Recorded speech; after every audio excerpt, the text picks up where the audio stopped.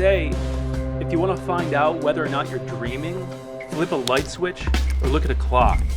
I guess the space-time continuum and quantum mechanics don't exist in sleep Netflix. That's actually why I avoid those two items altogether. I'd rather not know. I want to guess, and quite frankly, I'd like to be incorrect. It's my way of taking an out-of-sight, out-of-mind approach to the material world. You see, us lowly mortals trying to understand everything about the world around us is futile and actually kind of embarrassing. That's why when people say, is this real life? I say, none of your goddamn beeswax. See, it's funny to replace the word business with beeswax. It brings me a little bit of joy. And as a small beeswax owner, I need all the joy I can get. Because in this chaotic and uncertain world, it's important to double down on the chaos and uncertainty. Why? It's kind of funny sometimes. And it helps. You see, the way that we understand the world and communicate with each other is through signs, symbols, and signifiers. And the relationship between the three has to be intact. But it's been compromised by some bad actors trying to undermine reality. If you do that first, there's no reality to subvert. If you're anxious, Not anymore, so go ahead.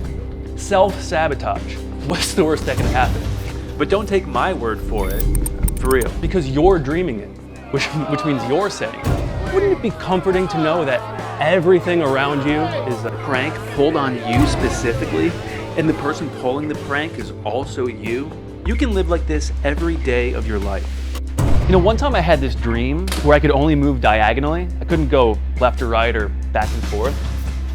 It's kind of like that chess piece, the one that looks like a lumpy penis with the fish mouth. It looks like it's going, ugh. Or maybe that was my real life. Maybe I suffered the world's most unusual disability. I'll never know, and I prefer it that way. I'm beginning to regret letting you in here. I understand.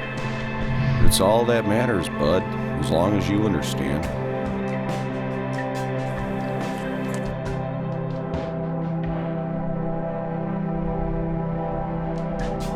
This other time in real life, I think, I was about 13. I was crossing the road on my skateboard and I almost got hit by a truck.